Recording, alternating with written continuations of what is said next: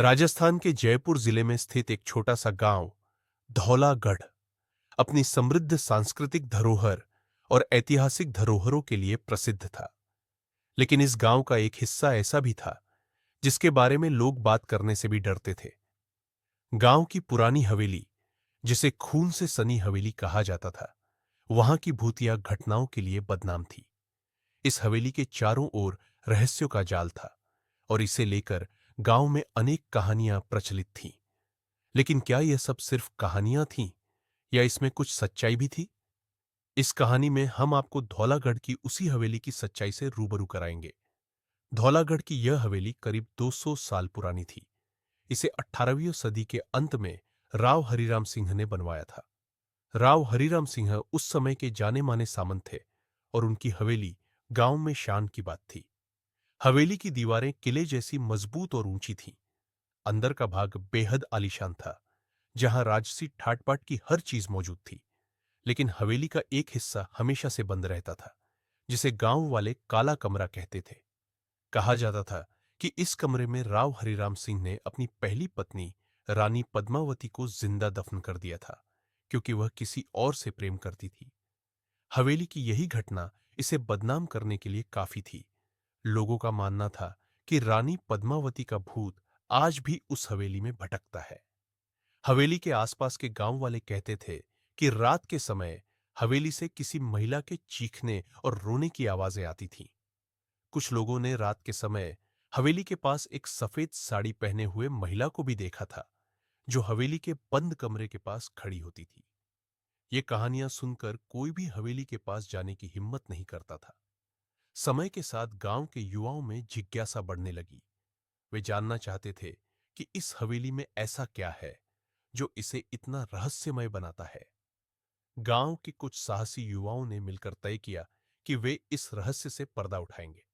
उन युवाओं में शामिल थे अर्जुन, वीर, राम और कर्ण।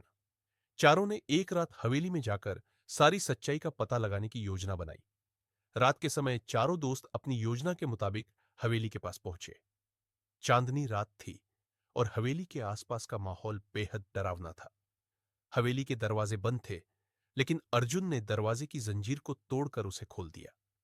चारों दोस्त धीरे धीरे अंदर घुसे। हवेली के अंदर का दृश्य बेहद अजीब था। हर जगह धूल और मकड़ी के जाले थे। हवेली के दीवारों पर रानी पद्मावती की पुरानी तस्वीरें लगी थीं, जिन पर खून के धब्बे लगे हुए थे। हवेली में प्रवेश करते ही दोस्तों ने देखा कि हवेली की दीवारों पर खून के निशान थे। ये निशान ऐसे थे जैसे किसी ने अपने खून से वहां कुछ लिखा हो।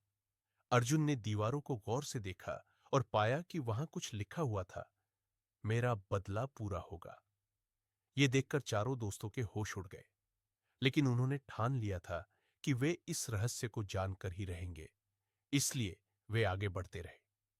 चारों दोस्त हवेली के उस हिस्से की तरफ बढ़ने लगे जिसे काला कमरा कहा जाता था। यह कमरा हवेली के सबसे अंदरूनी हिस्से में था और हमेशा बंद रहता था।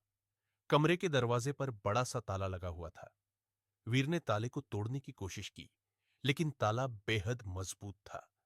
तभी राम ने देखा कि कमरे के पास एक कुंजी पड़ी हुई थी। उसने कुंजी उठाई और ताले में डाल दी। ताला खुल गया और दरवाजा धीरे धीरे खुला। कमरे के अंदर का दृश्य देखकर चारों दोस्तों के रोंगटे खड़े हो गए। कमरे में हर जगह खून के धब्बे थे। कमरे के बीचों बीच एक पुरानी कब्र बनी हुई थी, जिसके ऊपर लिखा था, यहां रानी पद्मावती का विश्राम स्थल है। कब्र के पास ही एक औरत की चूड़ियां और एक लाल साड़ी पड़ी हुई थी। कमरे का माहौल इतना भारी था कि चारों को सांस लेना भी मुश्किल हो रहा था। अचानक कमरे के अंदर तेज हवा चलने लगी और कब्र के पास एक धुंधली आकृति दिखाई देने लगी। चारों दोस्तों ने देखा कि वह आकृति धीरे धीरे स्पष्ट हो रही थी और उसने एक महिला का रूप ले लिया। वह महिला रानी पद्मावती थी, जिसने सफेद साड़ी पहनी हुई थी और उसके चेहरे पर भयानक दुख और गुस्सा था। रानी ने अपनी ठंडी निगाहों से चारों दोस्तों को देखा और चिल्लाई, क्यों आए हो यहां? क्या तुम भी उसी की तरह मौत का शिकार बनना चाहते हो? यह सुनकर चारों दोस्त डर से कांपने लगे। रानी पद्मावती ने चारों दोस्तों को बताया कि वह एक समय धौलागढ़ की रानी थी, लेकिन उसके पति राव हरिराम सिंह ने उसे धोखा दिया और उसे जिंदा दफन कर दिया क्योंकि वह किसी और से प्रेम करती थी। रानी की आत्मा तब से इस हवेली में भटक रही है और अपने साथ हुए अन्याय का बदला लेने के लिए प्रतीक्षारत है। उसने कहा, मैं इस हवेली से बाहर नहीं जा सकती, लेकिन जो कोई भी यहां आता है उसे मैं अपने साथ ले जाती हूं। रानी पद्मावती की बातों से चारों दोस्त बेहद डर गए और भागने की कोशिश करने लगे, लेकिन जैसे ही वे कमरे से बाहर जाने लगे, दरवाजा बंद हो गया। कमरे में चारों तरफ अंधेरा छा गया और रानी पद्मावती की आत्मा ने एक एक करके चारों दोस्तों को अपने कब्जे में ले लिया। उनके चीखने चिल्लाने की आवाजें हवेली के बाहर तक सुनाई दी, लेकिन उन्हें बचाने वाला कोई नहीं था। अगले दिन जब गांव के लोग उन चारों दोस्तों को ढूंढने के लिए हवेली पहुंचे, तो उन्होंने हवेली के अंदर चारों दोस्तों के शव पाए। उनके शरीर पर गहरे निशान थे, जैसे किसी ने उन्हें नोच नोच कर मारा हो। उनके चेहरे पर भयानक डर की छाप थी। गांव के लोगों ने उन शवों को बाहर निकाला और उन्हें गांव में दफन कर दिया। इस घटना के बाद से धौलागढ़ की हवेली को हमेशा के लिए बंद कर दिया गया। गांव के लोग अब भी उस हवेली की ओर देखने से कतराते हैं। हवेली अब भी वहां खड़ी है, लेकिन उसके आसपास का वातावरण अब भी डरावना और रहस्यमय है। लोग कहते हैं कि रात के समय हवेली से आज भी रानी पद्मावती की चीखें सुनाई देती है। जो भी उस हवेली में जाता है वह कभी वापस नहीं आता। यह कहानी धौलागढ़ की खून से सनी हवेली की सच्ची घटना पर आधारित है। इस कहानी में आपको यह जानने का मौका मिला कि कैसे एक रानी की आत्मा अपने साथ हुए अन्याय का बदला लेने के लिए भटक रही है। इस कहानी के माध्यम से यह संदेश मिलता है कि जीवन में न्याय और सच्चाई का हमेशा सम्मान करना चाहिए, नहीं तो उसका परिणाम भयानक हो सकता है।